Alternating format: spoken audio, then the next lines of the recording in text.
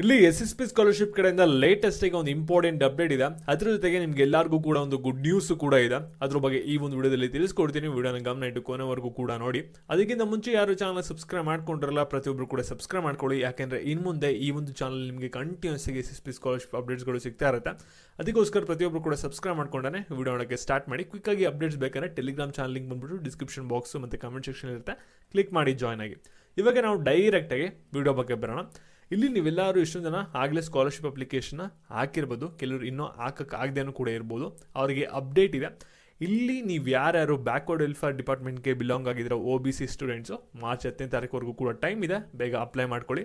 ಮತ್ತು ಮೈನಾರಿಟಿ ಸ್ಟೂಡೆಂಟ್ಸ್ಗೂ ಅಷ್ಟೇ 10ನೇ ತಾರೀಕುವರೆಗೂ ಕೂಡ ಟೈಮ್ ಇದೆ. ಮತ್ತು ನೀವು SC ಮತ್ತು ST ಇದಿರಲ್ಲ, ನಿಮಗೆ 16ನೇ ತಾರೀಕು ಮತ್ತು 20ನೇ ತಾರೀಕುವರೆಗೂ ಕೂಡ ಟೈಮ್ ಇದೆ, ಬೇಗ ಅಪ್ಲೈನ ಮಾಡ್ಕೊಳ್ಳಿ. ಮತ್ತು ಮೆಡಿಕಲ್ ಸ್ಟೂಡೆಂಟ್ಸ್ ಯಾರಿದ್ದೀರಾ ನಿಮಗೆ 31ನೇ ತಾರೀಕುವರೆಗೂ ಕೂಡ ಟೈಮ್ ಇದೆ. ಅಷ್ಟರೊಳಗಡೆ ನೀವು ಸ್ಕಾಲರ್ಶಿಪ್ ಅಪ್ಲಿಕೇಶನ್ ಹಾಕಬೇಕಾಗಿದೆ.